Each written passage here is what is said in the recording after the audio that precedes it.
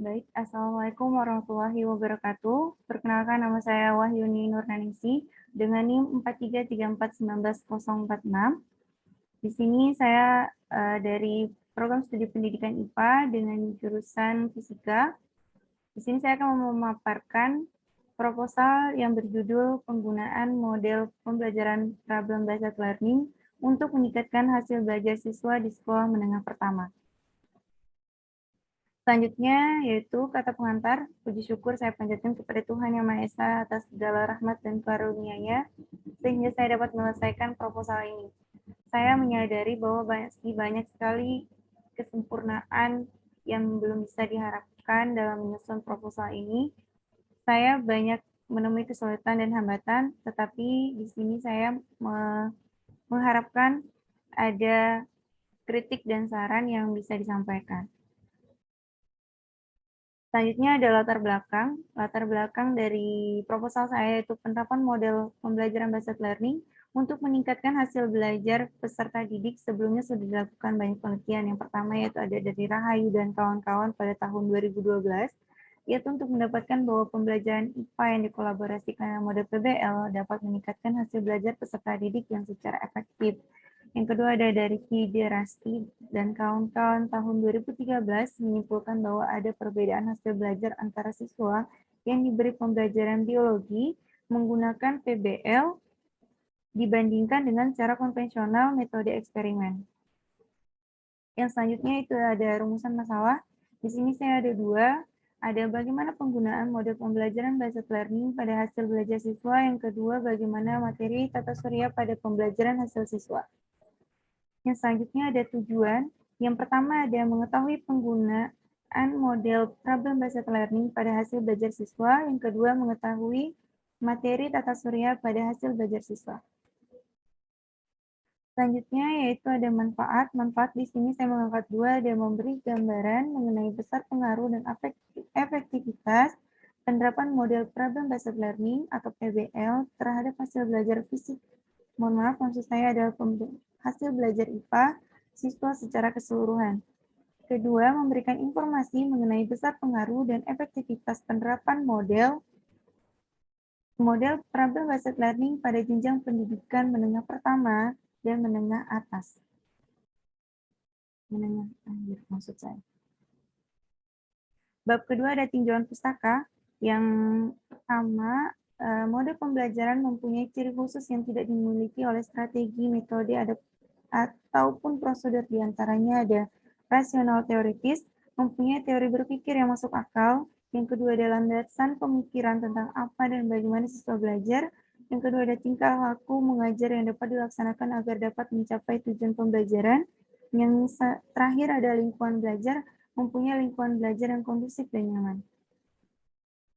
Selanjutnya, dalam menerapkan problem-based learning, diperlukan beberapa elemen penting, seperti situasi bermasalah disajikan pertama dan berfungsi sebagai pusat pengorganisasian, serta konteks belajar. Yang selanjutnya ada siswa sebagai pemecah masalah yang aktif, dan guru sebagai pelatih kognitif, serta metagognitif. Yang selanjutnya, adanya kegiatan berbagi informasi, pengembangan pengetahuan berpikir siswa. Yang selanjutnya ada mengetahui penelitian otentik, baik untuk proses maupun hasil pembelajaran.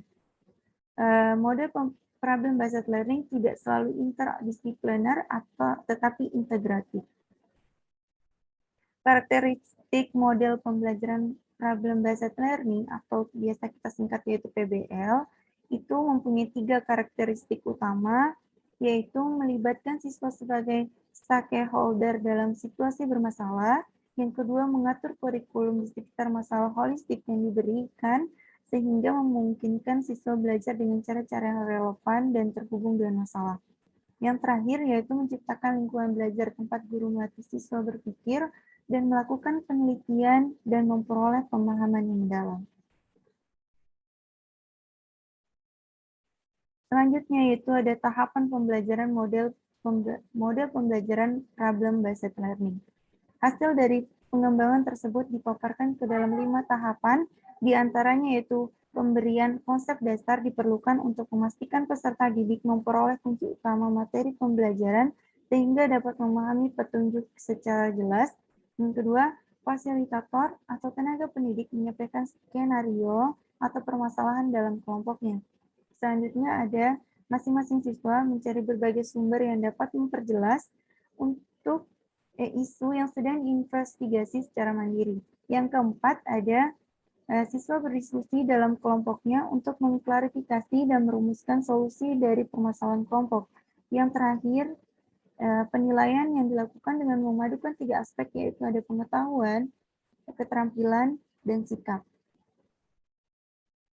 Selanjutnya itu kelebihan dan kekurangan model problem-based learning. Yang pertama yaitu meningkatkan motivasi, yang kedua mengembangkan keterampilan dan kemampuan, yang terakhir meningkatkan hubungan atau relasi antar individu. Selanjutnya ada meta-analisis. Meta-analisis ini merupakan bentuk penelitian dengan mengolah kembali data sekunder secara sistematis melalui metode kuantitatif, sehingga diperoleh dengan akurat. Meta-analisis menyediakan teknik yang memungkinkan peneliti untuk mengumpulkan data dan meringkas laporan yang ada. Dalam penelitian meta-analisis terdapat suatu ukuran yang dinamakan effect size. Effect size adalah indeks